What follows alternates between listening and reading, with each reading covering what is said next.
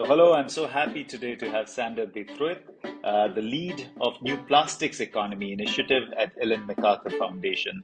Thank you, Sander, for joining the conversation. Yeah, my pleasure. Great. I'm going to start with this title that you have, the lead of New Plastic Economy Initiative. It's a Yeah, pretty mouthful of a title, and I'm sure yeah. there is a lot attached to that. So, talk to us about the title. Um, yeah, I mean, at the Ellen MacArthur Foundation, we started our new plastics economy initiative back in 2016, and that's the initiative I'm leading. So that's the short version of what the title says. But yeah, that initiative is trying to really bring the whole plastics economy, plastic value chain together and transform it from a very linear and wasteful system as it is today to a circular one. It's really working with that whole value chain and all stakeholders towards that. That's really at a in a nutshell what we're aiming for. We're definitely going to dig into a lot of that. But let's start with you, Sander, the person, Yep. because you and I have talked before, but we never got to the idea of, how did this happen in the sense of, were there influences as you were growing up? Where did you grow up? And then, of course, you've had this career where you've done engineering, you've gone into consulting, and then ended up with Ellen. So that'll be great to hear. It'll be great to hear what the influences were that led you to where you are today. Yeah, it's actually hard to say, like especially at a young age. I would say until the age of 18, I don't remember having any particular interest or major kind of concern or focus on sustainability topics, etc. Never really crossed my mind. I was deep into basketball, and that my mind was really focused on that.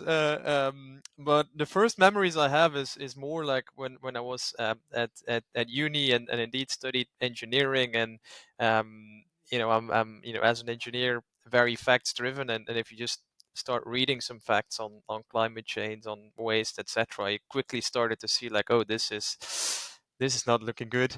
We have a major problem here, and solving problems is what I really like. That's why after my engineering studies, I went to McKinsey and Company, so the consultancy firm. Worked as a management consultant for multiple years, um, and during that time period, I was always kind of trying to look for working on projects in the space of sustainability. But turned out, that was more than 8 years ago now.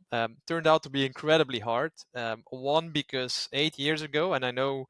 I still have friends at McKinsey, etc. It has definitely evolved quite a bit, but 8 years ago, sustainability in many companies was still a bit of a something in a corner on the side, right? So paying McKinsey fees, which are are quite high for sustainability, was not something many companies would do. So the amount of projects was extremely low, but the amount of consultants of my generation wanting to work on them was extremely high.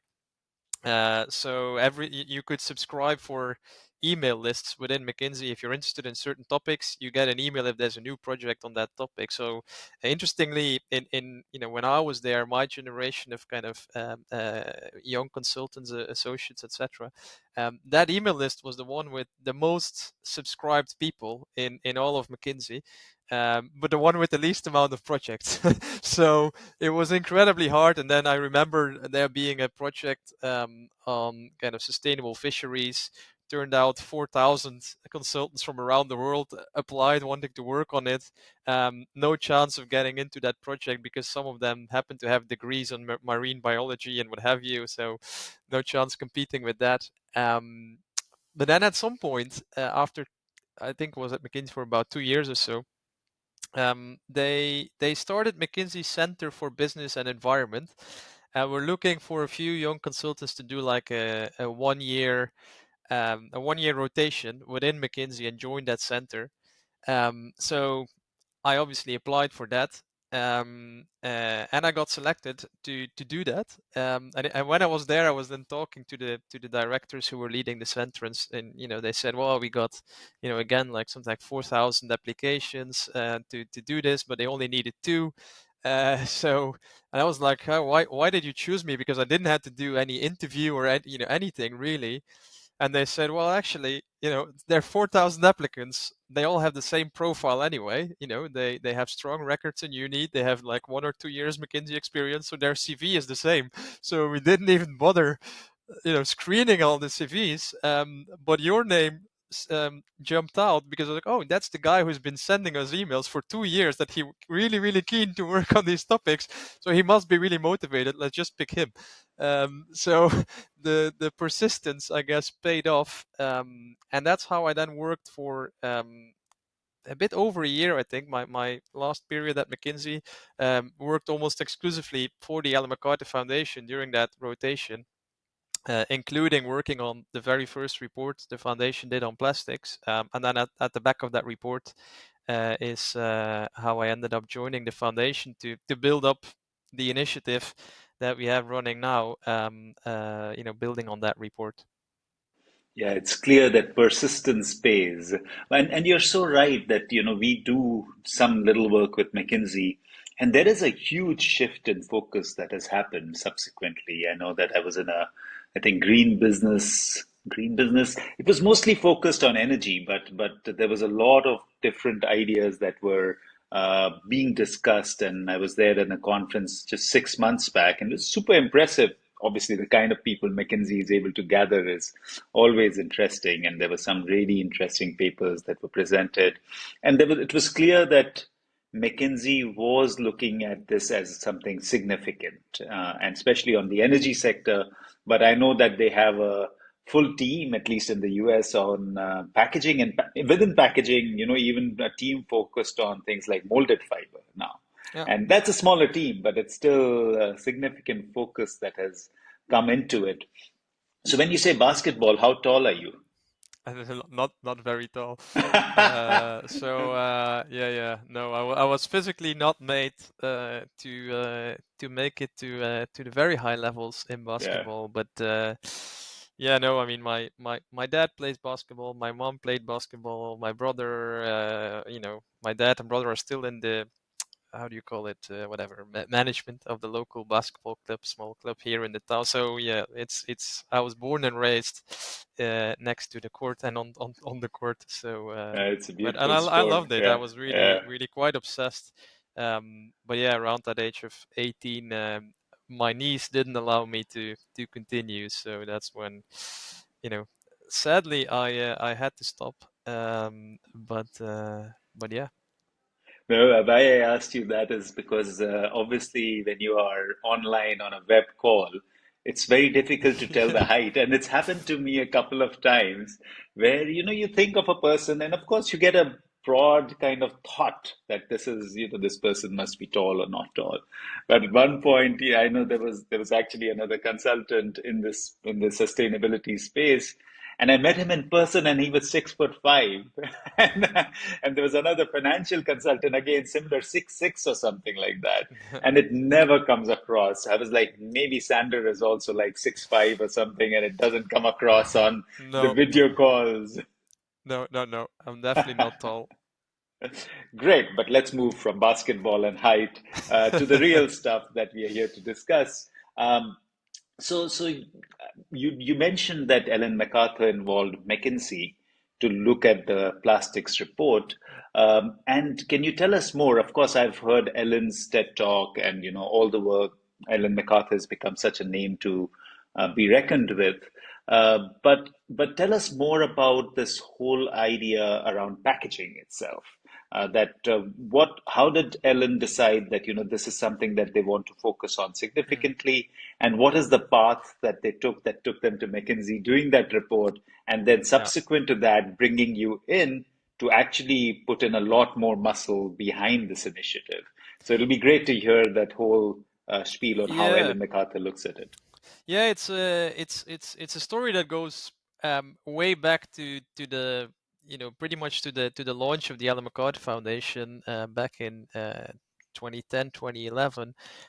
So kind of Ellen after had her sailing career, super successful sailing career, and after that, also started to, well, I can't talk on her behalf, but sounds a bit similar to, like, I guess my journey at engineering, and looking at some of these numbers raises questions, and she always says, like, once it felt like once you lifted that stone and you've seen the problem, you can't put the stone back on and just ignore it, right? So she was like, okay, now I know about the problem, I want to know more, I want to. So she started talking to many businesses, learning a lot around those sustainability challenges, etc. And then met a few key people with whom she started the Ellen MacArthur Foundation, and kind of really created the concept of a circular economy, which at that time didn't exist. There were a lot of elements and building blocks of it that did exist, and that this vision is built on, from kind of the blue economy, the cradle to cradle vision, etc. But putting all of these different elements together in our circular economy vision as we have it now. um, but that was like, high level conceptual vision, and there were big questions around. One is, is that feasible? Two, would it make environmental sense? And three, would it make economic sense? And those three big questions, she said, okay, if McKinsey is the biggest global consultancy in the world, to answer some of these kind of big economic questions of, does this economic model make sense, etc. Let's go there and ask them, right? And that's how she just went to McKinsey, met one of the directors there, had a chat. Soon they realized there was no budget. There were only big questions, no budget. But still, they called Ellen back to say, actually, we know you don't have budget, but this model and these questions intrigued us so much that we're actually very keen to work with you on this. And that's how it started at the very beginning, and it then led to the first three big reports that the foundation published, which had the very original title, Towards the Circular Economy, Volume 1, Volume 2, and Volume 3. But they were published 3 consecutive years at the World Economic Forum, which then really helped give it very big global visibility, in particular in kind of the business and policy community. Um, so that's where that relationship has started, between those two organizations. Then how do we get into plastics and packaging? Well, actually, that third report, volume 3. So the first one was talking about in the more technical cycle, technical materials. The second one was more about biological cycle and biological materials. But the third one was looking into how supply chains are very global, and how, if you take a car, the materials in there are sourced from many parts of the world. The intermediate components are produced in many different parts of the world, shipped to the other part of the world to be assembled, and the amount of companies and organizations involved in that whole value chain is massive. And thinking about what does that mean for the transition to a circular economy, and it was very clear that transitioning at a large scale to a circular economy is really hard for individual organizations to do on their own if your suppliers, your customers, your peers, etc., don't want to play along. So we really need kind of cross value chain collaboration at an unprecedented level. So then the idea was, okay, if that's what we need, can we bring that in practice? Can we pick a value chain, and really bring the key players together and start jointly transforming a global supply chain? And yeah, quite quickly, plastics and plastic packaging came up as a key value chain to focus on for a few different reasons. I mean, one is, it's almost an iconic example of our linear economy, right? It's very visible type of pollution. Two is, it's a product, or the packaging is something that almost every person on this planet can relate to. Almost everyone, I mean, a very very large share of the global population is kind of coming into contact with plastic packaging almost every day. And then three, also realizing that it is probably one of the hardest value chains to transform to a circular economy. So if you can do it with this one, there's kind of no excuse for other value chains not to do it. And the reason it's some of the hardest is mainly for economic reasons, right? Like every single packaging unit is just a few grams of plastic with pretty much zero value in and of itself. Plus, they are spread over almost every household on this planet. So the whole economics of bringing that back into a supply chain and circulating that is way more challenging than, let's say, for phones or cars, whatever, where you have way less of them and every single item actually has real value. The amount of rare materials and metals, etc., that's in there have a lot of value. So, and those were a few of the reasons to say let's pick plastic packaging. And yeah, start bringing that value chain together and try and transform it. Yeah, and the further complication is, of course, a lot of that 60%, maybe 70% is single use within packaging. So, like I know that Ellen mentions the amount of time is so finite in terms of the metals that we have and the precious materials that we have and the fossil fuels that we have, and and these materials, they need to also see the input side. Um, but I want to take a step back because I want to understand Ellen MacArthur Foundation more because it's such a Yeah. name to reckon with. So talk to us a little more about how Ellen MacArthur Foundation is structured. What are the areas that you guys are looking at? And then in particular, when you look at the plastic side as you are doing within the packaging side, or the other way around, the packaging side and within Yeah. that, the plastic side, how is that structured? How do you divide people, and what are the focus areas that each team then works on? Yeah, so our mission as a foundation is to accelerate the transition to a circular economy. So that's the whole global economy in the end, and not just plastics. But to do that, we know we need to push many different buttons at the same time, and that's what we're kind of trying to do and doing. So one really key thing that we do is working with the system, with the players in the system, because to change the system, we really believe we need to work with the key players, the influential nodes in the system. So big focus is working with industry and major industry players. Again, on packaging, but also many others. We work with automotive players, with big financial institutions, etc. So major businesses working actively with them on everything from collaborative projects, but also kind of advising on their circular economy strategies, things like that. A second big pillar is our work with institutions and policymakers, where think about organizations like the G20 and the G7 or the UN, or all, you have now Latin America Circular Economy Coalition, where Latin American countries coming together. You have the same in Africa, etc. So working with those policymakers and institutions. OECD is another one we work quite closely with, and we don't engage super actively in policy at like a national or country level. We're not set up as an organization with many offices in many countries around the world to do that. So we work more at kind of global, regional level through those kind of institutions. But we do know that anecdotally that many of our work is seen and read, also at national policy level by many policymakers. So there we try to provide relevant content, vision, and insights to inform policymakers, rather than do actual kind of active lobbying or policy, being super policy prescriptive, but we really do provide them relevant insights to inform policy making.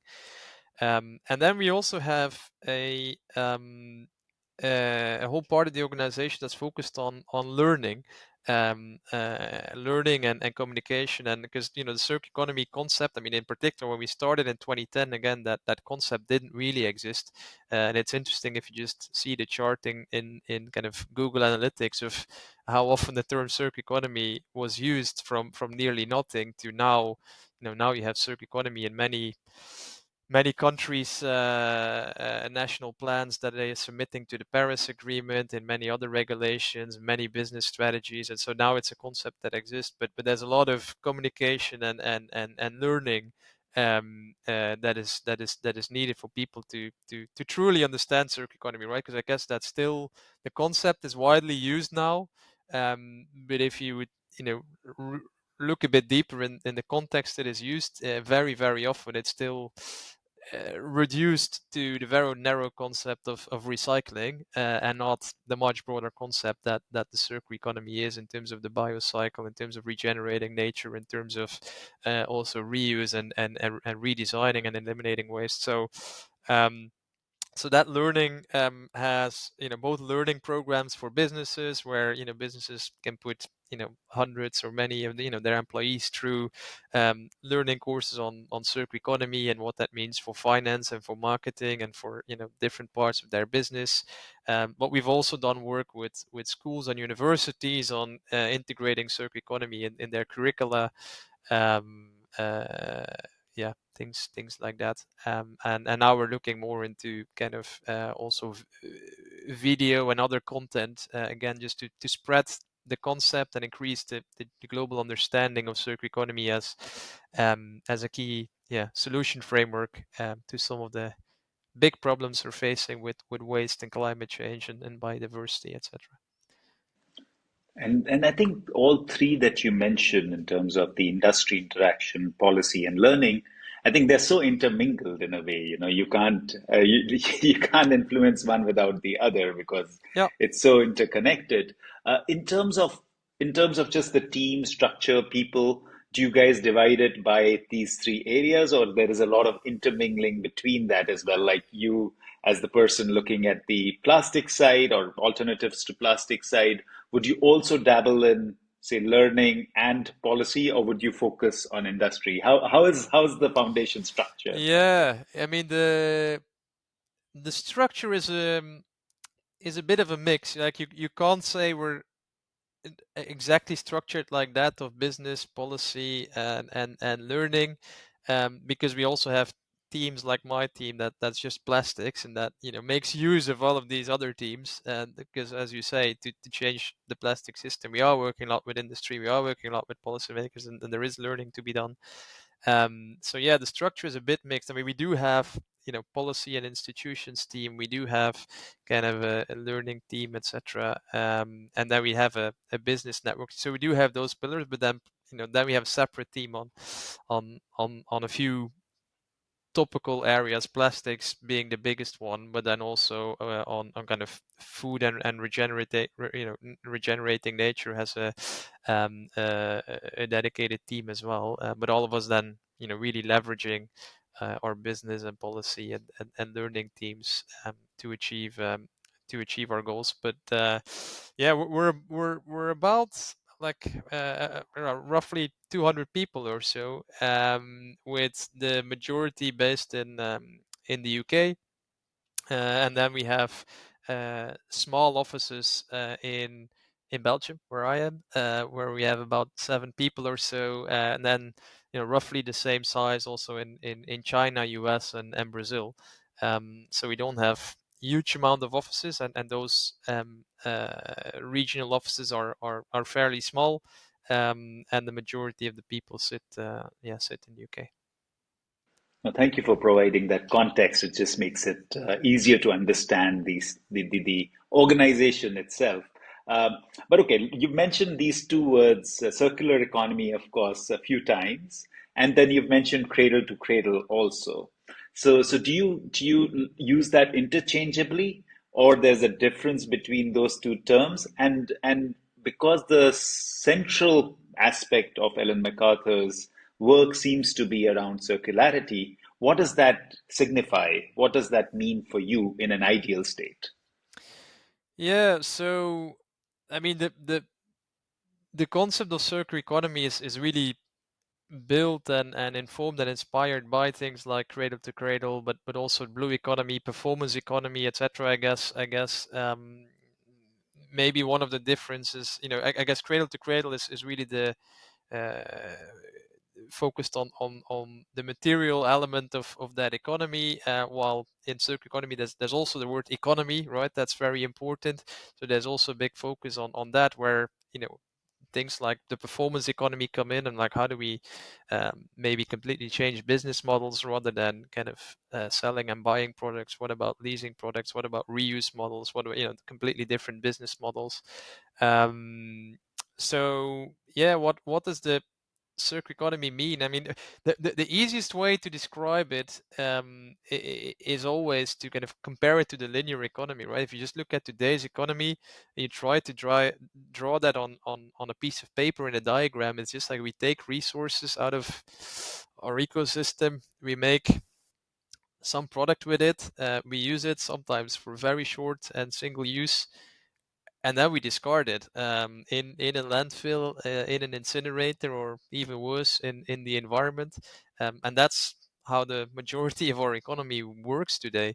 And a circular economy is in that sense very different, where you really try and minimize and reduce as much as possible any resources, definitely any finite resources that you need to take out of out of our ecosystems, and the renewable materials you have to take out are taken out in a regenerative way, in a way that nature is able to regenerate, um, to then really make maximum use of all these resources in the economy, circulating them in the economy. And that involves things like making products, and here it's important to stress that that doesn't just mean recycling, because within that, recycling really is the last resort solution. It's part of the solution, but it's really the very last step. It started with how you design um, your products, your business models, your systems, because many people think about products and how we design our phones and our packaging and our TVs, but it's also about how do you design your cities and your mobility systems, and your because all of that plays a role. So it's really um, design of systems, products, packaging, materials. Like at all of these levels, design plays a very key role, because that then defines how long products can be used in terms of durability, how many products you need, how much they're reused, and then at a again last resort recycled. Um, so yeah, that's I know, and therefore you minimize both the inputs and the outputs of that model, and try and circulate materials as much as possible in that economy. Now, that really takes me well to my next question, which was around recycling. So I'm glad you kind of brought that in, because as soon as you hear circular, somehow at a consumer level, it kind of goes. Our minds go to, oh, circularity is Yep. recycling, and everybody dumps their garbage in the recycling bin and calls it good.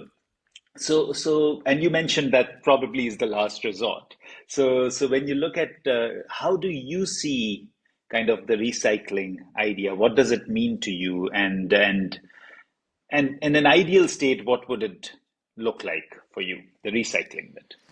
Yeah, I mean, I think it is one of the uh, biggest challenges we still have in terms of communicating and increasing the understanding of circular economy. That again, it's the concept itself has spread massively. The uptake of the concept and the language is enormous, but very often still in a narrow interpretation of recycling. I mean, that's gradually already improved over time, but there's still definitely much more room for for improving that further. And for me,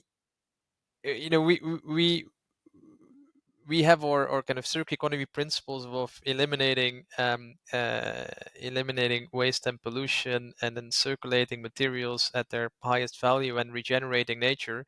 But now we always add at the end of these three principles, do that by design. And I think that by design is absolutely crucial, because it cannot be an afterthought where you first design something and then afterwards you try and figure out like, oh, can we recycle it, or maybe can we tweak the design a little bit to make it recyclable, or but that's kind of an afterthought. But how do you think from the start about not like how do I design my car more recyclable, but how do I provide the best mobility to people, right? And cars is maybe part of that, but public transport, other things are other part of that. And if you then go into the car part of the solution, it's like, okay, how is that car designed? Actually, 90% of the time the car is parked and is not being used. So does it even make sense to sell cars? Shouldn't they be shared cars to make actual use of them and have them be used the majority of the time? Should they be electric cars? And then, of course, there is a part where you get to the actual materials, the design of it, first to make the car more durable. And that's where, again, the link to the business model is really strong, because if you sell cars, your incentive to make them durable is quite small. If you because there's no reason why you couldn't design a car that would last 1 million kilometers, but you would just sell way less cars, and buying it at the start would probably be more expensive. So that's really hard in this business model of selling. But if it's a leasing or a sharing model, suddenly you, as a owner of the car fleet, have massive incentives to design it differently, to reduce its energy consumption, to design it durably. And then at the very end, you'll obviously also come to every product will at some point come to the end of its life. So you then also have to think about, how do I then design the parts of the car so I can easily disassemble, maybe reuse some of them, recycle the rest. But you'll see there's already a lot of steps of things you think about, from the design of the mobility system to the car, the business model, until you actually get to the recycling part of design for recycling and actually recycling it. So I guess that again illustrates how recycling is part of, but the last resort solution within the circular economy framework. And you mentioned incentives, and, and that's always a double-edged sword, right? We can look at, similarly, we can look at fast fashion. There is no incentive to Yeah, design things that will last a long time. You have to have the new flavor for the day. And us as consumers have been so attracted to the idea of consumption and new and that sort of thing. So, and it's, of course, cars is a much bigger thing, but even a smaller thing like, just clothes is yeah, such absolutely. a huge impact that Yeah. it creates, and we don't realize that. Staying with the idea of recycling, Sander, I want to pick your brains a little bit more, also because I'm fresh from conversation with our common friend who we mentioned before we started recording, Sean Sutherland, and she was very, very clear about this whole recycling idea being an absolute misnomer, especially, and let's switch towards move towards plastics. And her thought was that there are so many chemicals within the packaging material. There is no such thing as a monomaterial called a certain plastic. There is so much intermingling that you cannot possibly recycle it. You can downcycle it, but as Cradle and Cradle would say, everything should be upcycled. That will be an ideal state. So how do you see it? Let's focus on packaging now. And how do you see this idea of recycling and what again, of course, plastics today are at what, 7-8% kind of material is what Sean would say downcycled. Mm. But would just like to have your thoughts around that idea. Yeah.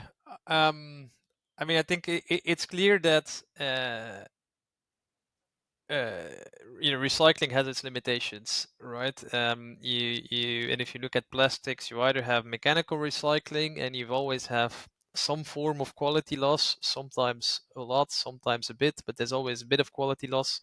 You have chemical recycling technologies who might not have that quality issue, but they have another major issue, which is around yield losses, where for some of these technologies, half of the material is lost through the process, and yes, the other half is recycled at high quality, but you've already lost half of the material. So um, recycling always comes with losses, and every process comes with losses, right? It's just the basic laws of nature, law of entropy, like that. There will always be losses.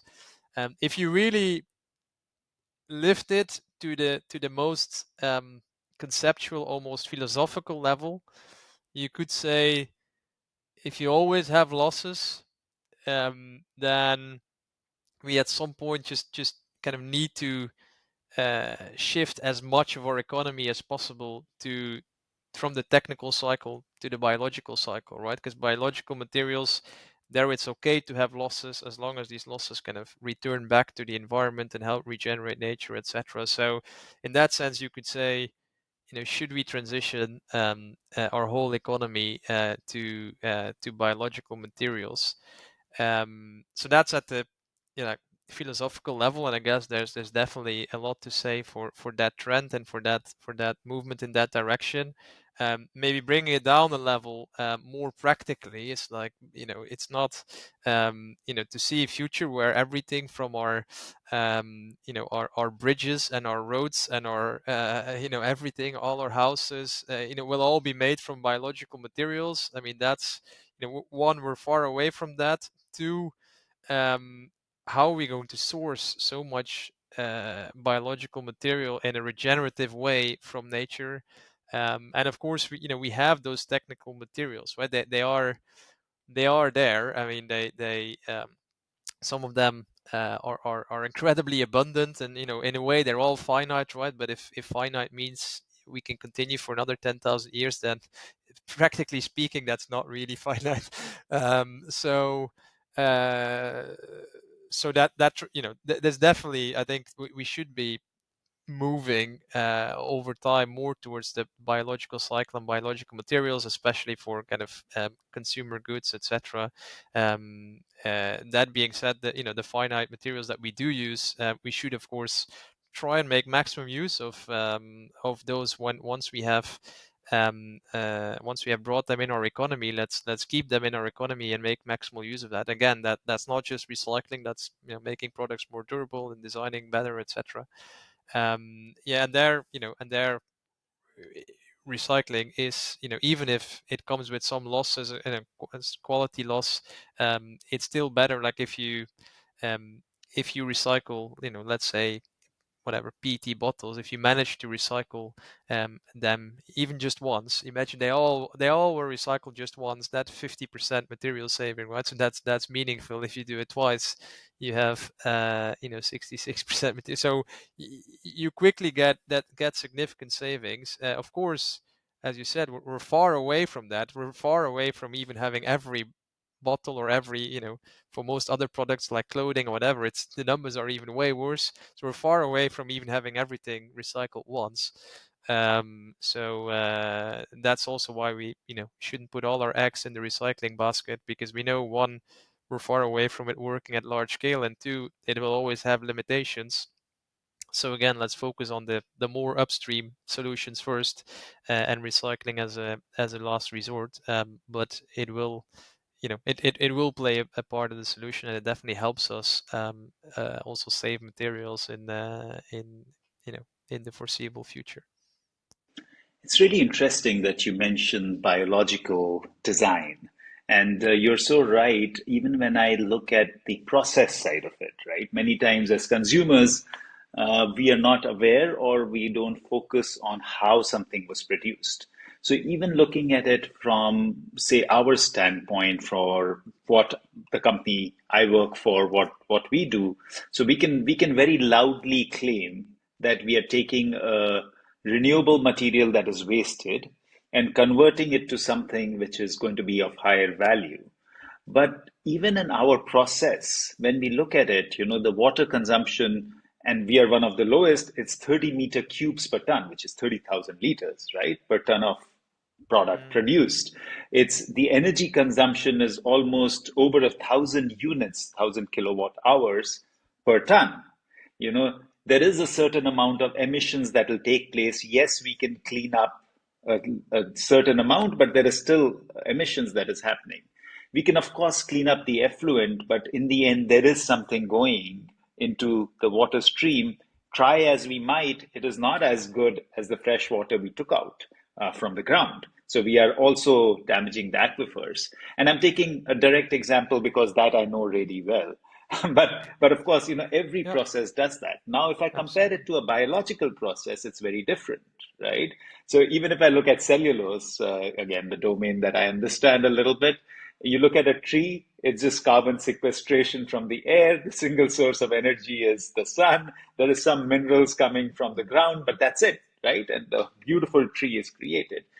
And similarly for any packaging, because again, it's either amino acids or sugar chains. So how do you look at, how do you see the process side of it? Of course, we can be as critical as we want about the product because that's in our view, in our face. But many times we ignore the process. But as people in the foundation, I think as far as I've interacted with you, you go into significant depth. So how do you see that, and how does one overcome this kind of challenge of Mm. process and not just product?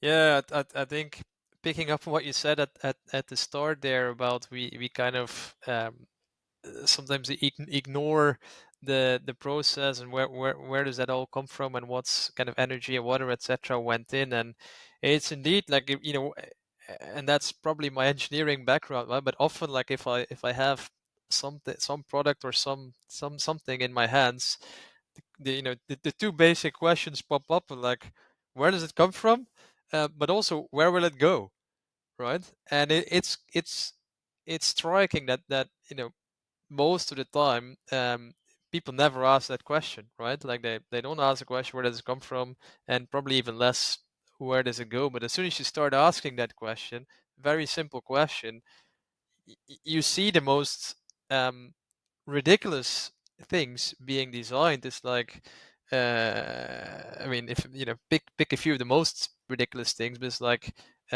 fake snow, like plastic fake snow. You're like, where will that go? Like if you're designing that product, what do you think will happen with it, right? People, and you then see consumers using it outside in their whatever in the garden, or like to decorate a Christmas tree, and you think like, what, where do you think those will go, right? There's wind, there's rain, and this is plastic, right? But even other stupid small things like plastic glitters that they put on our kids' face to decorate their face and whatever on a party. And like, well, these are non-biodegradable plastic glitters that are designed with a pure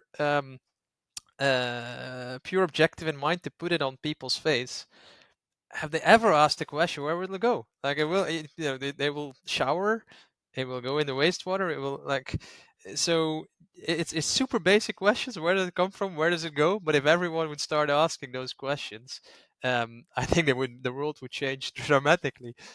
However, I've given up on that ambition because I don't think and I've actually said that at several industry conferences as well, where you see a lot of people in I'm now talking plastic and packaging industry, and where a lot of times like, oh yeah, but the consumer doesn't understand the problem and the solutions and the where I've been saying at that conference, well, if you will wait until every consumer will understand this problem and the solution, they will never going to solve this, right? And we shouldn't expect that from them, because plastic is one problem. You have other problems, completely different ones, on privacy, on human rights, on do you all understand that problem and the solutions, right? You don't, right? So you can't expect every human to understand every problem and every solutions. What they do understand is that the system's not working, and that there's plenty of waste. The system is clearly broken, but it's the responsibility of business and policymakers to fix it, not the responsibility of consumers. Like they can't be responsible for fixing all problems in the world. So we need to go to a world where, as a consumer, you go to a store and there are no wrong choices. Every product has been designed by someone who has taken his responsibility in the design of thinking about where is this coming from, where will this go, and yes, the consumer will always need to play his or her part in that system. And of course, they shouldn't be throwing it out in the environment. They should put it in the right bin, those type of things. But they shouldn't be bothered about the design and about what happens with that bin afterwards. Like that's the system that industry and policymakers are responsible for designing right. So there's a young entrepreneur that comes to you, Sander, and says that, I'm going to, and I'm sure this happens to you from time to time, and I want to really design a packaging solution which is right. what would your advice be to them? How should they design? And this is a single-use solution. Say, let's take an example. Say it's a chocolate packaging. So it's still multi-layered, but single-use kind of structure. What would your guidance be to that young entrepreneur? What would the steps be in the Yeah, current state? What would you do? yeah.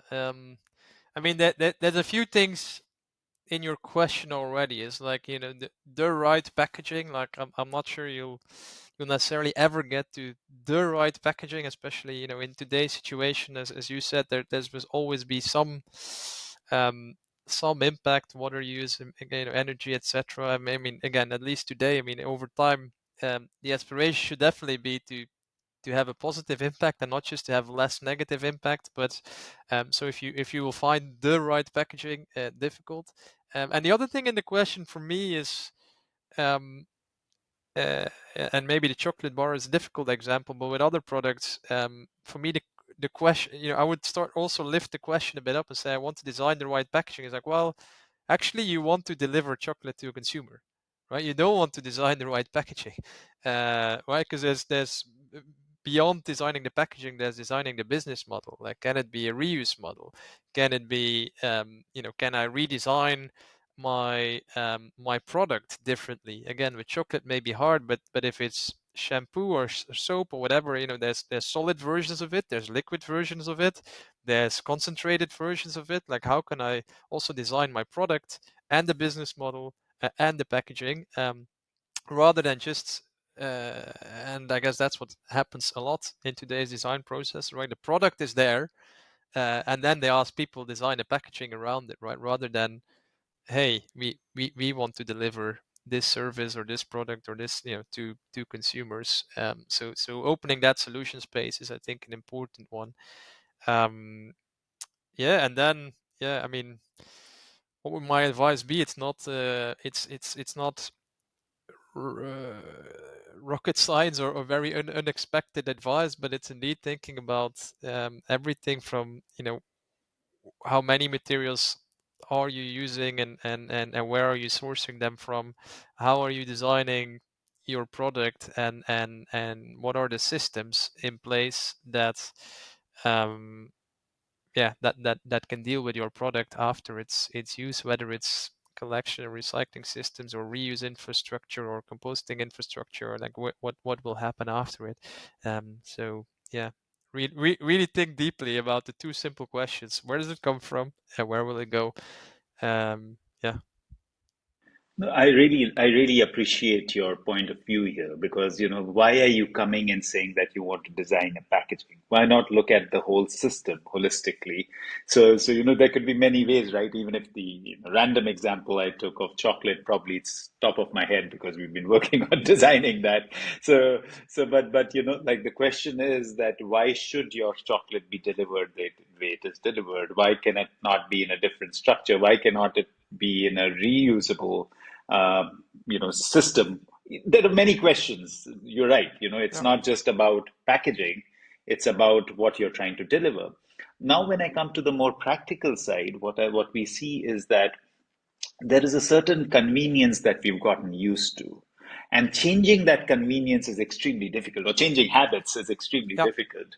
So, what you run against is things like shelf life. So, how does this product XYZ stay for 6 months, a year? How does that happen?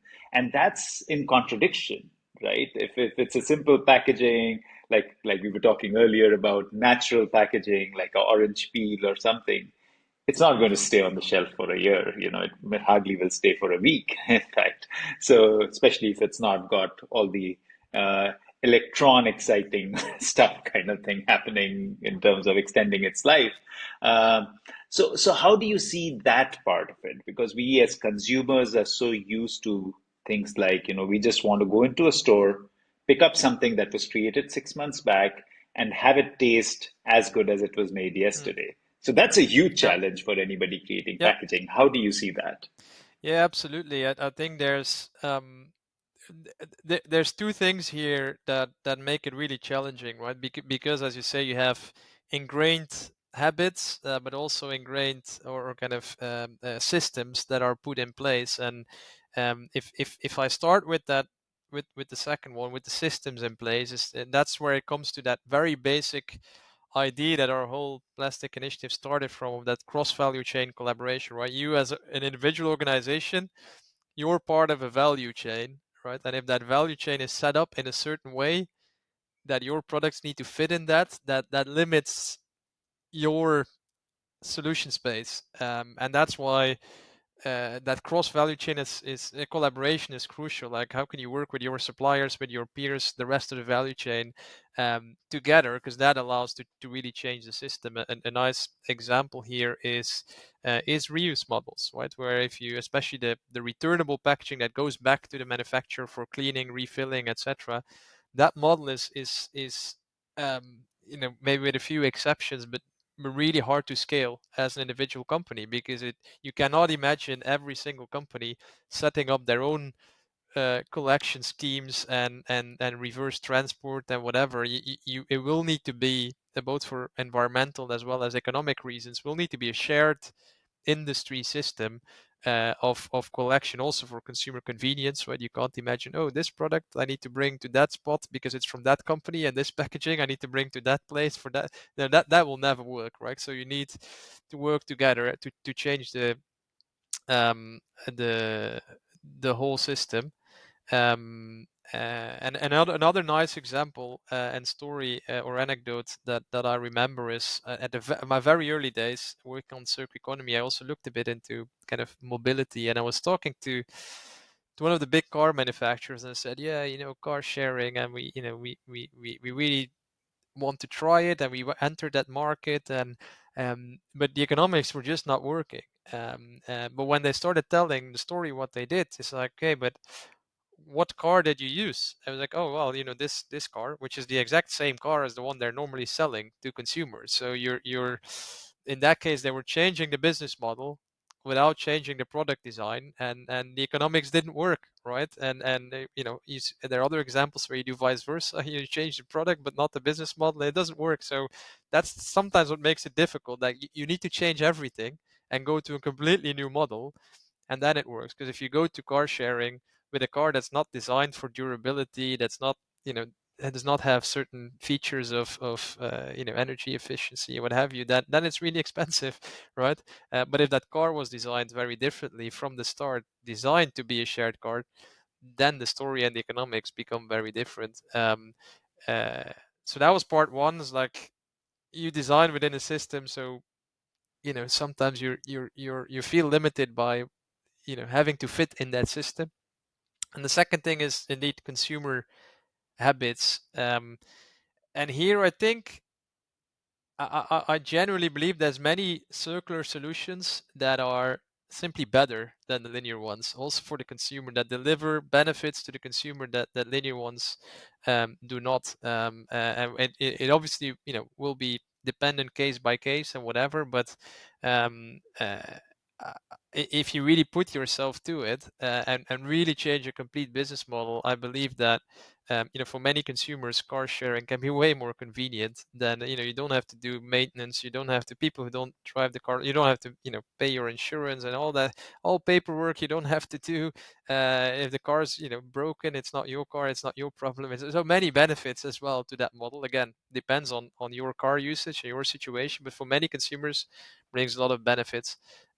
Same for certain packaging models and reuse, where you see um, uh, we've seen models where reusables are cheaper than the single-use ones, which is a benefit. But interestingly, these benefits are not always marketed.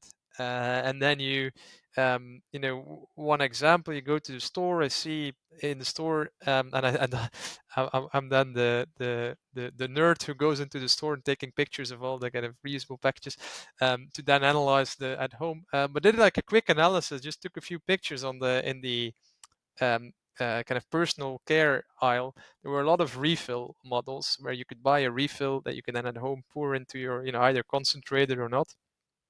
And I noted down all the prices, and actually it was on average something like 10% cheaper than buying the normal bottle. But none of them advertised that, right? They were all saying 70% plastic savings, whatever. I think it would be much better if it said 10% cheaper. I mean, for many more consumers, that would be attractive. Like, why is it not? Because I had to use my Excel file to say this is so many milliliters at that price, and the normal bottle. So you have to then start calculating the price per liter and to actually see that it's cheaper. Why is it not saying on the pack this is 10% cheaper if you buy this and just refill your old bottle? So that's one. I do think there will also be other areas where maybe you can't find solutions that are um, massively more beneficial, that are much cheaper, or that are more convenient, or again, I don't know the details of any specific example, but can imagine whatever um, uh, food service takeaway packaging, trying to do that reuse. Like, maybe it is slightly less convenient that you have to bring it somewhere rather than just dumping it in your bin, which is super easy. You just don't have to bother, and you don't ask the question where does it go. But in those cases, I think also policy has to play a role, right? In kind of deposit schemes, creating the right incentives. You just level or tilt the playing field through policy to create the right incentives, because there's a lot of externality costs that are not taken into account, and therefore don't influence the consumer's choices. But if you do take them into account and start leveling the playing field, that might shift. So yeah, um, I think both just designing better products and marketing their benefits, and in other areas, have policy step in to level the playing field. There's so much in the last comments that you've made. There's so much to unpack there. I'm going to start with I'm going to take a few of them and ask for further kind of thought process and guidance on that. Do you feel that we, like, even as a company that manufactures stuff, we get jaded? And why I ask you this is that we kind of don't want to challenge the status quo. And you kind of talked about system redesign. And we think about it that, what all are we going to tackle? Do we really want to be on the wrong side of the converter? So what we do is that typically you try and change the product. And why the way you change the product is also a little bit of a lower hanging fruit, where you say that, if a conversion machine currently runs on a plastic polymer, you just replace it with a biodegradable polymer and you have it run on the same machine. You don't want to challenge. But then what has happened is that you've kind of, in a way, reduce the system's thinking immediately, because you're not wanting to look at the entire system at all, because you have been hurt a few times in business by trying to challenge the converter, because the converter has the direct access to the customer and they're going to have a significant influence. So tell me, do you think it's a jaded view when we actually shortchange ourselves, or do you think that's the reality and we have to live with it? How do you see? Also, is it somewhere in Yeah, I between? mean, it is somewhere in between, because yes, we absolutely need to change the system, but that's super easy to say, but incredibly hard to do. I mean, it's there's existing supply chains, existing investments that have been made in machinery, in facilities. If you look at circular economy more broadly, and like mobility, whatever, like cities are designed the way they are designed, right? That you can, over time, as if you are revamping a certain street, you can make adjustments. Over time, if you do need to make investments in your factories, you can evolve. But yeah, just from one day to another, saying I'm just going to throw all my machines out of my factory and put new ones, economically, that might be really challenging, and might not necessarily be the best idea. But change can happen. I mean, an interesting conversation I had on reuse with some of the brands. They said, well, actually, um, we had, but that's also a transition that happened over decades, right? But in the past, we had, uh, uh, I don't know the exact number, right? But we had so many, a large amount of factories across, in that case, the conversation was about Europe. So we had so many factories about Europe, across Europe, to fill the products and sell the products, etc. Over time, that all got centralized in like just a handful or even less production facilities that cover all of Europe, with logistic chains that have been built to make that happen, and big warehouses and all that stuff. So their whole supply chain has been transformed over time.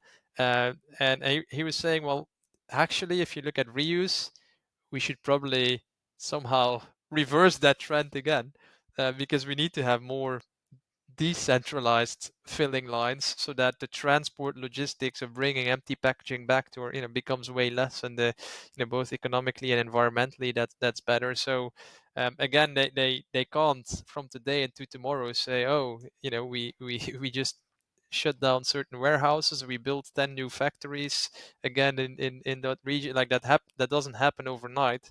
But I think it is interesting, and that's maybe um, where it's important to shift from short-term kind of quarter by quarter financial results thinking to longer. You need longer term thinking to then make, knowing that that transition might then again take like a decade or longer, but gradually you go back more decentralized. um, how do you make sure you have that long-term perspective in mind in everything you plan, and might not always be the optimal decision for your next quarter financial results, but might be for your longer-term financial results and for your longer-term yeah, for your business. Knowing that there is more consumer pressure, there is more regulation coming there, so you might need to go there anyway. But um, how do you take that into account? So yeah, changing the system, easy to say, harder to do, especially in industries where there's a lot of infrastructure and capital invested. Yeah, I like your thought on, don't ignore that thought at least. Don't Mm. just brush it away that, oh, nothing will change. So let's just kind of plug Yeah, into the yeah, same yeah, yeah. system. So at least in what the shift that I'm going to make, thanks to you, is that keep questioning that system as well, but not, okay, maybe we need to take one step at a time, and we might introduce an alternative product, but we're not going to stop questioning the system. So I think that's a Yeah. good takeaway. So thank you for that. The two other things which I wanted to pick on things you mentioned, and again, I'm giving you a practical example. Like there was a debate happening on which segment to target in the food service space. The one segment was institutional catering, because there you have the possibility of building an entire circular system by providing completely compostable food serviceware, taking that food serviceware and the food waste to a composting system, structure, technology, and removing compost. So you can build a end-to-end system which will actually see an end of use. The second was, there's so much muck that is happening in the food delivery space. Every container that we see is a polymer that will probably be thrown away. It's a pretty solid, good quality polymer these days, but it'll still be thrown away. So should we change that, knowing that we have no control on how it's disposed? And it's kind of it's again it's in a way a moral kind of dilemma. What do you go for? Because any system that you go for, you can influence, but the challenge in the institutional catering space is it's a lower hanging fruit. The products are pretty simple. So the challenge is not as high in the design of the product, but it is a challenge in the design of the system, Yeah. which may not be our forte. In the other side, the challenge is in design of the product, but you have no control on how the Yeah. disposal is going to take place. So how would you tackle this dilemma? Like what should and a company can only do one at one time. So Yeah, how would you yeah. tackle that? How do you kind of flip the coin on that one? I mean, from a system perspective, both kind of need to happen, right? And both need to change. From an individual company perspective, where to focus, I think. um, there's multiple elements that might play here, right? There's also probably some business elements, like do you have a lot of traction in the institutional catering? Are they interested? Like, because you can focus on that, but if those players are not interested to work with you, then but maybe there's a lot of energy in the food takeaways. So I think there's many factors that play into that. Other um, factors to look at is what's the impact we can have, right? How much packaging is being used in one industry and the other. So I think that's more like feels more like a business decision that's a bit case by case. But both both would need to happen, and for both of these, look at what is a solution to go for here, right? And do we go for the compostables with the benefits you mentioned of easy go with the food, etc., or do we go? Because another thing to say for catering is also that it's more easy to do reuse, right? Because they're not taking the plates and the cutlery or whatever, they're not taking it home, they're eating in. So why not just have just ceramic plates and durable cutlery and use that like a million times. Um, yeah, assessing that. On the other one where you say like we don't control the system, I guess that's indeed you don't control it as an individual organization, but that's where that cross value chain, and if we say value chain, we include policymaker, etc., in that, where and that's the type of things we also kind of try and do. Right? If you find enough players in a certain industry, if I build on your example, imagine you have in a certain country or region the major takeaway food chains or whatever, or industry associations or whatever in that sector, to all come together and share a vision and maybe all jointly go to policymaker and whatever, maybe you could say, okay, in this city we provide not just a residual bin on the streets, but also a composting bin, and we do a education campaign to the consumer to say everything that's compostable goes in a different bin, and will that system work perfect? Well, no, not no system works perfect, but at least you have yeah, together you can influence the system, right? If you have the main players together, you can change the system, and that actually brings me to an important thought where I do see differences between different companies we work with, where um, uh, where in some companies you see they're focusing on how do I um, achieve results with my company in terms, I mean, I'm talking sustainability results here, right? But how do I improve the recyclability, the recycled content, the compostability, like how can I change my company? Um, but we see other companies that have a tendency or a culture to think much more about how do we, with our company, change the system. And I think that the difficulty here is that people, and I'm talking individuals in these companies, they get their responsibilities and their tasks and the things they need to deliver, and those goals are typically company goals, right? Our company needs to deliver this, our company needs to, there's probably very few who have a system goal. It's like, actually, your role is not to change our business, your role is to change the system. And you have capacity, because I understand those people that we work with, many of them are super motivated and want to change the system, but it's really hard for them to find the time to invest in building consortia, getting other stakeholders, in place, working with the sole purpose or benefit of changing the system, which will benefit their company at some point, but not in kind of, there's no direct short-term results of that for the company. So how do you create in companies the capacity and the room and the mandate for people to actually work on changing the system that your company is part of, is something that we see, it can be very different across different um, companies or types of organizations. No, and you're right. Like you can't just, if you focus only on your company, you're going to be limited also by the short-term goals. So, you won't look at it holistically and also longer term. The third part, which I wanted to pick on, which you can said a few minutes back, was on the side of, how do you create a value proposition? And in the example you gave was there was a cost benefit and the company wasn't talking about it. But typically what I find is that there is an assumption across the value chain. And this could be the producer, the converter, the customer, the consumer. All of them have assumed this fact in a way that says that the sustainable solution is going to be poorer performing and more costly. That's the generic assumption, and I kind of deal with that every day when we talk to our innovators, our R&D guys. And it's always the benchmark is the current polymer, and we are going to produce something that is going to be worse than that, and it's going to cost higher.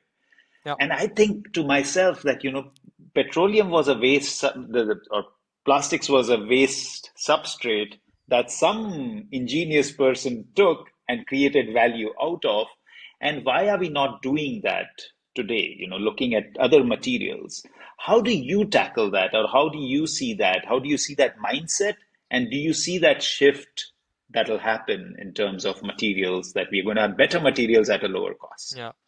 Yeah, this is again a great example of looking at the broader solution space being really important, because if you try to, and that's what we see quite a lot. So you try to design the exact same product with the exact same business model, but just make your materials more recyclable, or kind of more sustainably sourced, um, and then maybe that can be more expensive in some cases. I mean, in some cases might be cheaper as well, but you already see like the solution space is very limited, right? You need to produce the exact same but more sustainably. While again, if you look at it more holistically and say, hey, but maybe if I do things differently, the economics change completely. And I know, and we said in the beginning, like packaging is one of the most challenging sectors economically, so it's easier to find examples in other sectors. But if I again take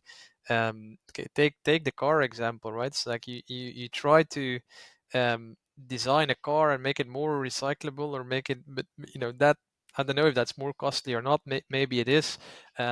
But if you think completely differently, it's like, oh, what if it's a car sharing model or a leasing model where I have the incentives to design it much more durable, where I, as a producer, get the benefits of making it much more durable, much more easy maintenance, etc. I mean, the amount of money they earn on maintenance is quite significant. But maintenance can be way more easy if they would, if the cost of maintenance would be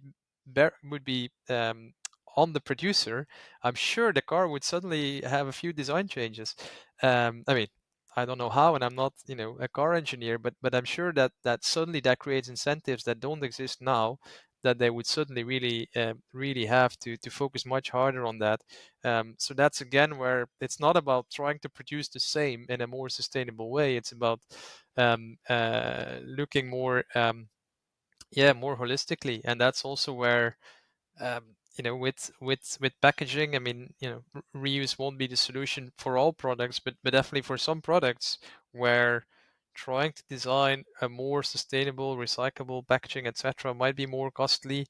But what if you do it differently? I mean, again, I don't know the economics of this particular solution, but um, a lot of money has been invested by toothpaste producers to many years of R&D to find a recyclable toothpaste tube, which they've now are many of them are rolling out in the market. But what if the toothpaste came in tablets that could go into an easy little pot that's easily recyclable? And that also exists, right? With some reason that has not scaled or not picked up. I don't know if that's economic reasons or other reasons, but it's like, yeah, sometimes it's easier to find a solution in a completely different way than just trying to do the exact same thing more sustainably. Sure. It's interesting, and I'm going to totally like take a cue from you to diverge a little bit. So in India, I don't know if you know this, but traditionally the way people brush their teeth was a twig of a tree called neem, which has got antiseptic properties. And I remember my dad as well; he used to love it. It's a very bitter twig. But what you do is that you keep chewing it and you kind of make it like a brush by just pressing it with your teeth. And then that's what you use to clean. So again, taking a cue from what we used to do earlier and the system change, rather than thinking even about, a tablet or a paste or something like you're saying, it could be a totally different. The question is about keeping your teeth clean. It's not even about brushing, right? It's Yeah, it's about yeah, even that is a system that somebody kind of set up, and I'm sure 100 years back, there may have been no toothbrushes, and some people use something else, and I'm sure people managed to keep their dental hygiene okay, but obviously you were consuming a lot less processed food and sugars. But that said, again, what you're talking about earlier is of such importance. What is the overall need? And then you design as per need rather than thinking I'm just replacing the yeah. toothpaste or the toothpaste tube in this case, and look at it more as, how should people be keeping their teeth clean, which is so interesting. And this came to my mind. Okay, let's switch gears a little bit.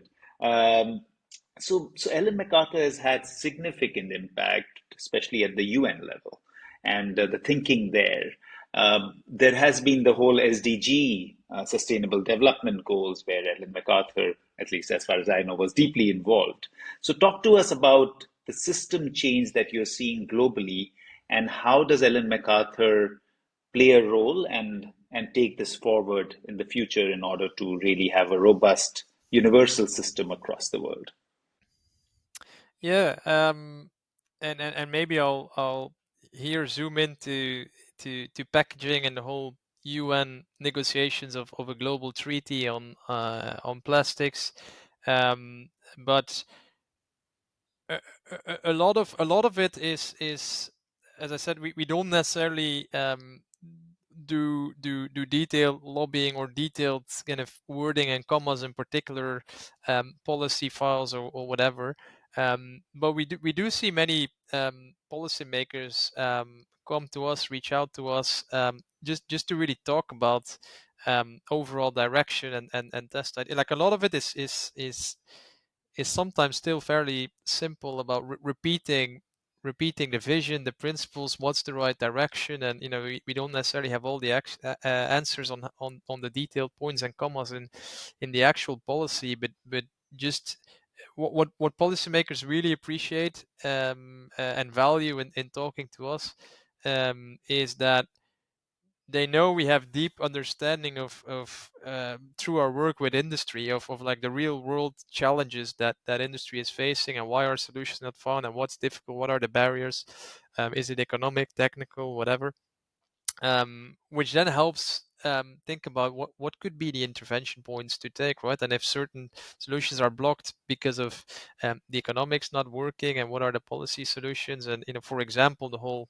collection, sorting, recycling of packaging, the economics of that don't work, right? I mean, the cost of the whole cost of collecting, sorting, and recycling packaging, and not just plastic packaging, actually most packaging, the whole cost of that system is much more expensive than the value of the material that comes out in the end. So there's always a need for somehow subsidizing that system, right? All packaging that's recycled is somehow subsidized, right? Either the cities or municipalities are paying for the collection, or very unfortunate, but in many countries where formal waste systems are lacking, the subsidy is just a very very poor waste sorry, working conditions and health conditions of those people. Like if they would be paid properly and work in good conditions, the economics wouldn't work. So it only works subsidized by poverty almost, right? So without subsidies, the system doesn't work, and that's where things like EPR policies are absolutely crucial, and the only proven policy we've seen work to make sufficient ongoing funding going into the system to make the economics work. So that's where we help um, we we help policymakers to kind of see those barriers, when it comes to collection and sorting economics, when it comes to flexible packaging, when it comes to reuse, like why is not happening, what are the barriers, what direction of policy interventions could be useful. um, Very concretely, what we have been doing the past 2 3 years when the global treaty negotiation on plastic started, is mobilizing, together with WWF, we mobilized the business coalition for a global plastics treaty, and we, uh, starting from like a common vision and kind of certain ambition level that all these companies share, we try and bring together the leading and most ambitious companies to actually call for an ambitious global treaty, which is a very interesting dynamic, in fact, to see businesses basically called to be regulated, right? We had a big campaign the last negotiation round of the treaty in Ottawa. We had a big campaign. The video can be found on YouTube, but videos and billboards, etc., in Ottawa where the negotiations were taking place, where the headline was "Businesses need global rules." Um, and that was coming from businesses saying that, right? They say we need global rules, we actually want to be regulated because we have been working voluntarily, through our work with the global commitment and the plastic pact, etc. We've been working voluntarily, and we've made progress in certain areas, but in other areas, including like reuse, etc., we're really facing some fundamental barriers, and we need policymakers to step in and level the playing field, overcome certain barriers. So that's been a very big change I've seen over the past 6 7 8 years, in particular the last 3 4 years, is the stance companies are taking on policy, where by having tried many things and failed many things and facing these barriers, they're starting to realize, ooh, without policy, we're just not going to make it on some of these areas. So we absolutely need policy, and policy is not a bad thing. And in particular, in this global treaty level, knowing that plastics is rising high on the policy agenda, that there will inevitably, whether we have a good treaty or not, there will inevitably be more plastic policy coming in some way.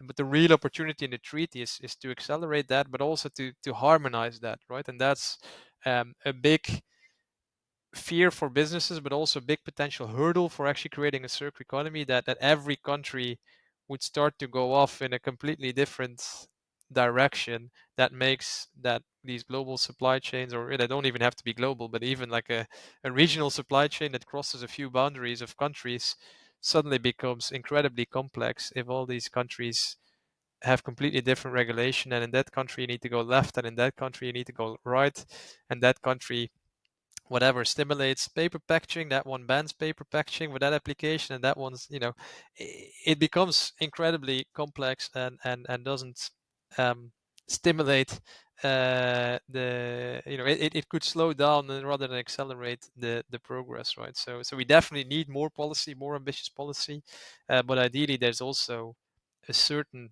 degree of alignment and harmonization. I'm not saying it will never be copy paste, but some high level principles and direction, etc., should be shared, and that's what we've been doing, I think, in a very powerful way, to have one collective business voice in that process, calling for high ambition, knowing that there's definitely other um, business as well as country voices, who are significantly less ambitious, but having that business voice is really important because it also gives policymakers the confidence, that they not always, these policymakers are experts on the topic, or they are definitely not active in the field on the ground. So hearing from these companies who are trying to actually do this on the ground, but this is actually helpful and we want you to do this, gives them confidence, say, oh, this is probably the right thing to do, and this is possible, and this is helpful. So that's the confidence we're creating, both, I guess, informing them, and giving them confidence, to put in place more ambitious policies. I presume you know this, but this is such music to my ears as a business person.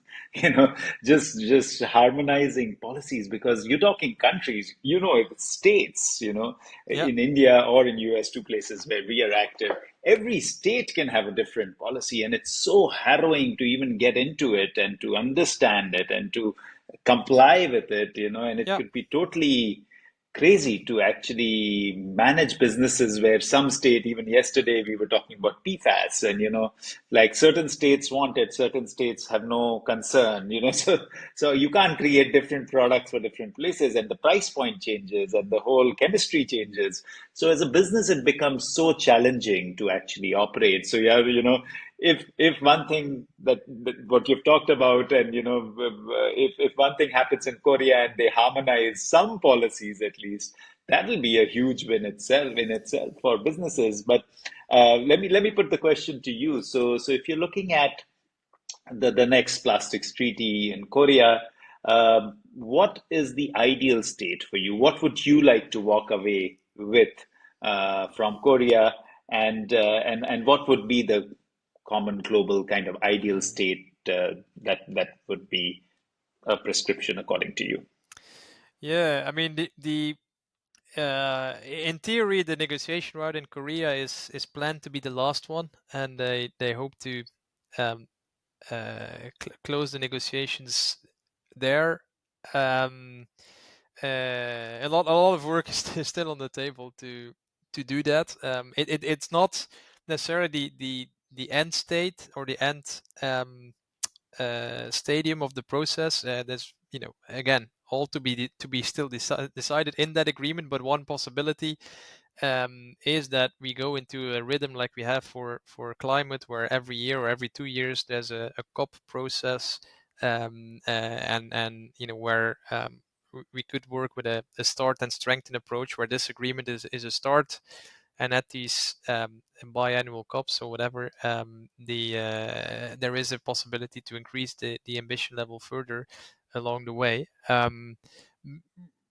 We obviously still hope that there's a few um, global rules in the global treaty. That's not a given. There's still a set of countries advocating and kind of negotiating for not having any global rules, and say we can have maybe some, a bit like the Paris Agreement has no real global rules, but it has a high level target, 1.5 degree, but then every country kind of decides what and how they do to contribute to that. Um, but we think we need to go further than that, and we really need some global rules on many fronts, and some are more likely than others. I think there's a few areas where there is fairly broad um, agreement, things like EPR policy, etc., and like the crucial role that plays in making the economics work, as we talked about earlier. Ideally, not sure how what will come out of negotiation, but ideally, kind of mandating EPR policy across the world in every country, and ideally even with a few basic principles of how the EPR policy is actually designed. We don't need to be 100% prescriptive on what every country needs to do, but if at least some basic principles are aligned, that would help a lot. But then, ideally, there's global rules on reuse, on the reduction of production, etc. I think these things still face a bit more resistance from certain countries around the negotiation table. Um, and then another one where there's um, maybe a bit more consensus, at least on the principles, is kind of eliminating some avoidable or problematic items or substances. Again, the devil is in the detail on which items and which substances, and can they find agreements on that, and how much will it be legally binding versus a voluntary guidance document, or um, so yeah. But we definitely hope to come out with a few actually legally binding global rules in there, but it can still go many directions. But it's we hope the negotiators do see that this is a despite the start and strengthening approach, and yes, you can strengthen over time, but this is still a unique moment in time opportunity to really put in place a framework and a structure that is strong, and that sets us up to drive impact and to strengthen significantly over time. Yeah, and I agree with you, of course. With the paucity of time, we won't get into EPR too much, but you've mentioned it a few times, and I do agree that if you place responsibility, then there is a higher chance of change. And like you said before, it's not really in the consumer's hand. The only thing that's in the consumer's hand is, am I going to buy that package of chips or that soft drink or not? That's the Yep. only thing I can choose. I cannot change the packaging there. So the only choice is that. So I'm glad that, that is being pushed, and hopefully, there'll be more action on that front. And of course, making it more doable for the companies as well, and not just an economic exchange that, okay, I've committed to this much and I've paid and that's it, brush it off. So Yep. that's the damage that can happen. But okay, staying away from that, a couple of questions to kind of end the conversation. The one which I've been actually wanting to ask you from the beginning, but I kept it for the end, is that you actually talk to so many organizations and look at so many technologies. If you were to choose maybe three that you're most optimistic about, that these are the three, and I'm sticking to packaging. So these are the three technologies slash products that you would love to have scale in the next 4 to 5 years. What would those be? And yeah, tell us more about, choose three and tell us how you would like them to scale. Ah, that's a really difficult one.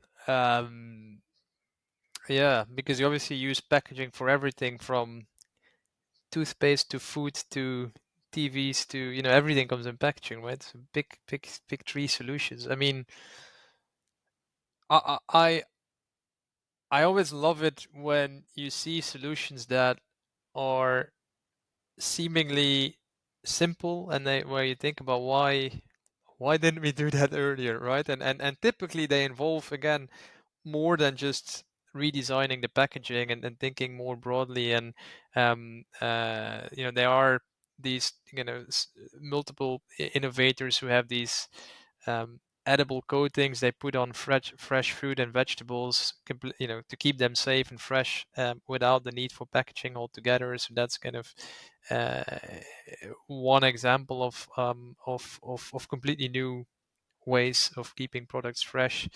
Um, I mean, I like things like, um, uh, yeah, like I mentioned with toothpaste, etc. Like, rather than spending ages redesigning the tube, what about toothpaste tablets or other ways? Again, those type of things.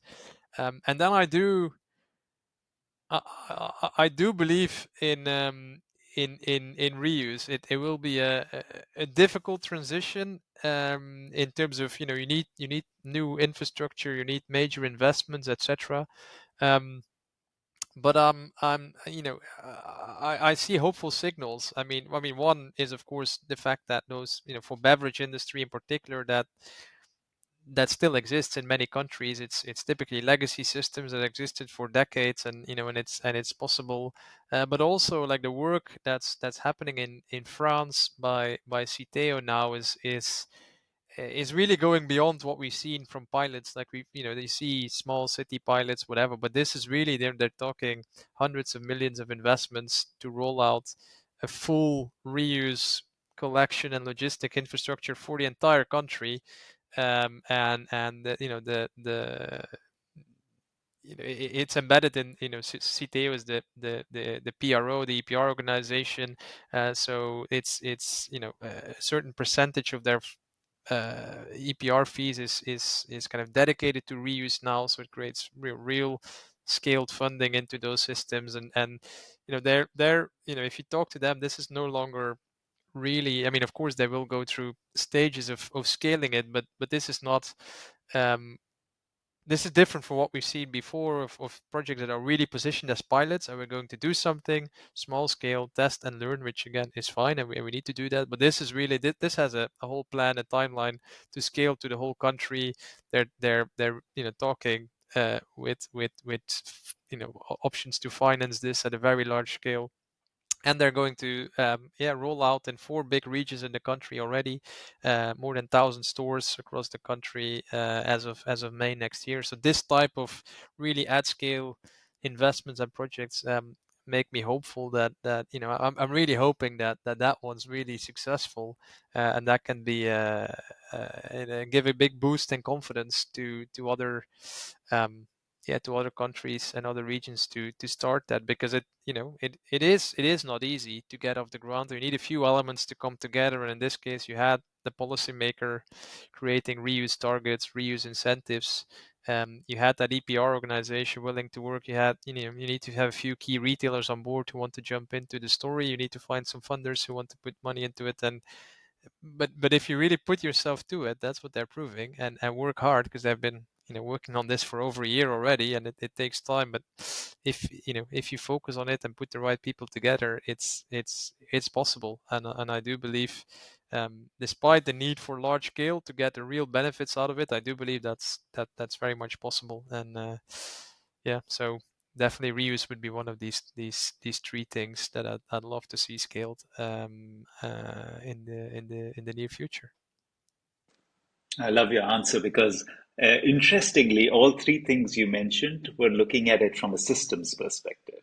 They didn't, the simple answer would have been that, okay, replace plastic with a seaweed, right? But it's still the same issue that, Yeah, what you mentioned initially, like it's still a toothpaste tube, right? In the end, and there is the challenge of end of use, and here you tackle the end of use right at the design stage yeah, rather than at the end. And interesting, as you were mentioning that, there was somebody who actually mentioned to me last week, about a paper bottle. And I was just like aghast. I was like, we don't want to work on that. And they were like, why? You do molded fiber. I said, every paper bottle, one, I think you're making it more complicated because you have a liner inside that, instead of a mono material, it becomes a multi-layered material. And then you again have the challenge of disposal. Go to reuse. Exactly what I said, like I said, growing up, we as kids were so excited to collect glass bottles because we would get that 10 paisa in India back. So that was our pocket money. If we yeah, collected 20 bottles, we had 2 rupees in our pocket. So yeah, it was the economic excitement of that, and they would be reused. And I had friends who were bottling, and they said the maximum damage is 2 to 5%. So that's not bad if they get 95% of their material back and keep, like you said, 1,000 times, keep rotating it. So yeah, so I love those answers, and of course, all good things have to come to an end. And this is my final question to you, and I'm excited to hear, what does good garbage mean to you? yeah. For me, good garbage means no garbage, because I knew from previous episodes this would be the last question. Alex told me that would be, so I just Googled the word garbage and looked for the definition, and it said something like worthless, meaningless products or materials. So for me, good garbage, is no garbage. Like, we shouldn't have worthless stuff. Like, everything, even if it comes to the end of a certain use cycle, should have some value, and should have value, and to be circulated and kept in the economy. So good garbage is no garbage. Thank you so much, Sander. This has been such a wonderful conversation for me. It's actually been such a learning experience, and it's taken me back to the thinking of systems rather than thinking just from a product perspective. And, kind of you start there, but at some point you get jaded and you just want to run your business, right? So, and, you Yeah. think about this, that, what all are you going to tackle? But then it's not about what all you're going to tackle, but the same end goal that you're trying to achieve can also be achieved through systems thinking. So thank you for putting that perspective. I'm definitely hoping that more and more people would listen to this and get that perspective so that there can be a broader change. But thank you for the work you're doing. Of course, big fan of Ellen MacArthur and the work and the whole chain reaction that she's put in place. So thank you for the work you all do. And I wish you all the very best for the coming plastic treaty and beyond. So thank you for being on the show. Super, my pleasure. Thanks a lot for having me.